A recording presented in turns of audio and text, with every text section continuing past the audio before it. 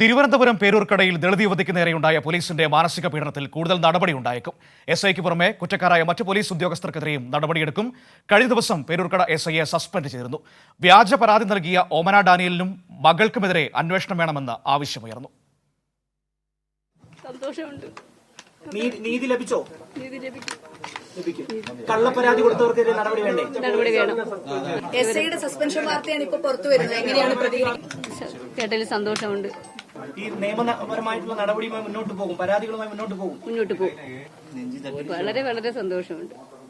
പരാതിക്കാരി ഓമന ഡാനിയലും ഈ പ്രസിഡന്റ് പറഞ്ഞ എസ്ഐ വേറൊരു പോലീസുകാരോട് പേരറിയില്ല, ഇതേപോലെ ജോലിയിൽ നിന്ന് പിരിച്ചുവിടുന്നുണ്ട്. ഇനിയും രണ്ടുപേരും കൂടെ ഉണ്ട്. നടപടി വേണം. നടപടി എടുത്തേ പറ്റൂ.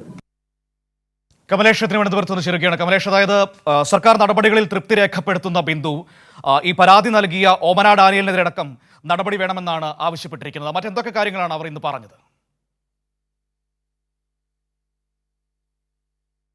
ഇന്ന് ബിന്ദു നമ്മളോട് പങ്കുവച്ചത് അല്പസമയത്തിന് മുൻപ് നമ്മൾ ബിന്ദുവിനെ സന്ദർശിച്ച് ഈ കാര്യങ്ങൾ ചോദിച്ചിരുന്നു. നിലവിലിപ്പോൾ ഈ എസ്ഐക്ക് പുറമെ മറ്റു ഉദ്യോഗസ്ഥർക്കെതിരെ കൂടി നടപടിയെടുക്കാനുള്ള തീരുമാനത്തിൽ സന്തോഷമെന്ന് അവർ കൈരളിയോട് പ്രതികരിച്ചിട്ടുണ്ട്. അതോടൊപ്പം പ്രധാനപ്പെട്ട രണ്ട് വിഷയങ്ങളിൽ കൂടി അവർ വ്യക്തത വരുത്തുകയാണ്. അതായത് ഈ വിഷയത്തിൽ മുഖ്യമന്ത്രിയുടെ ഓഫീസിനെതിരെയും മുഖ്യമന്ത്രിയുടെ പൊളിറ്റിക്കൽ സെക്രട്ടറി പി ശശിക്കെതിരെയും ചില മാധ്യമങ്ങൾ അടിസ്ഥാനരഹിതമായ വാർത്തകൾ ഉണ്ടാക്കുന്ന ഒരു സാഹചര്യമുണ്ടായിരുന്നു. അതായത് ഈ ബിന്ദുവിൻ്റെ പരാതി അവഗണിക്കുന്ന സാഹചര്യമുണ്ടായിരുന്നു എന്നതടക്കം. പക്ഷേ ആ വിഷയത്തിൽ ഇന്നിപ്പോൾ ബിന്ദു വളരെ കൃത്യമായി പറഞ്ഞത് മുഖ്യമന്ത്രിയുടെ ഓഫീസ് വളരെ കൃത്യമായി ഈ വിഷയം അന്വേഷിച്ച് നടപടിയെടുക്കുമെന്ന് ഉറപ്പ് നൽകിയിരുന്നു.